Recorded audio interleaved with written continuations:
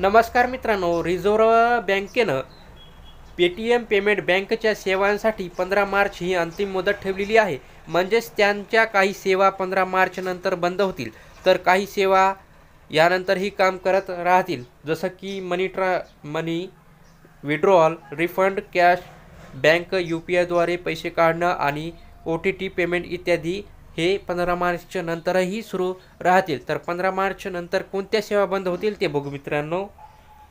त्यामध्ये Paytm payments bank users 15 March नंतरही त्यांच्या खात्यातून किंवा वॉलेटमधून त्यात असलेली रक्कम काढू शकतील. पेटीएम पेमेंट बँक खात्यातून व्याज मिळवू शकतं.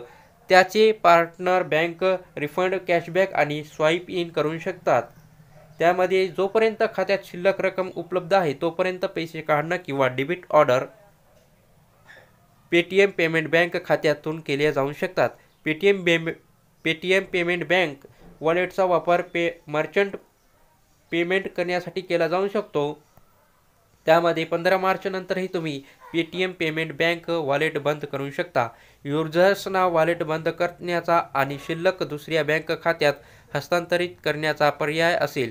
खालील खात्यातील शिल्लक असेपर्यंत फास्टॅग 15 मार्च नंतरही उपलब्ध असेल.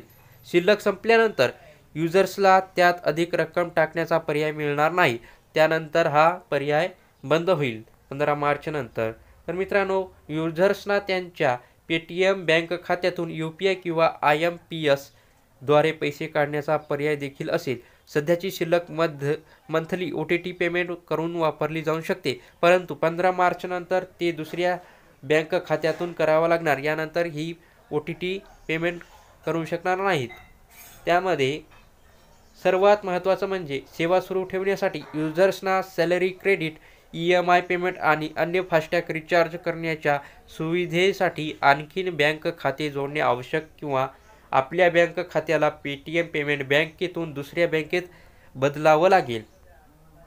15 मार्च नंतर खात्यामध्ये पैसे टाकणं, फास्टॅग सेवा किंवा वॉलेट सेवा 15 मार्च नंतर काम करणार नाहीत. याशिवाय युजर्स कोणत्याही अन्य सरकारकडून पेटीएम बँक खात्यात पैसे घेऊ शकणार नाहीत. 15 मार्च नंतर मित्रांनो, कोणतेही पेमेंट सरकारकडून तुमच्या पेटीएममध्ये येणार नाही.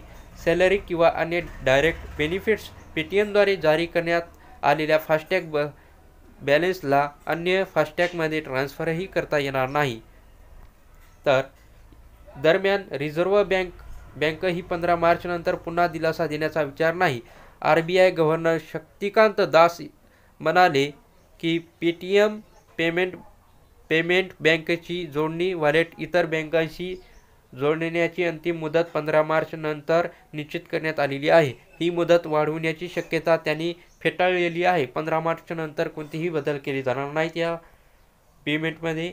तर 15 मार्च नंतर दिलेली मुदत पुरेशी असून ती वाढवण्याची गरज नसल्याचं दास यांनी स्पष्ट केलेलं आहे. ते म्हणाले, 80 ते 85% पेटीएम पेमेंट इतर बँकांशी लिंक आहेत किंवा उर्वरित 15% खाती इतर बँकांशी लिंक करण्याचा सल्ला देण्यात आलेला आहे.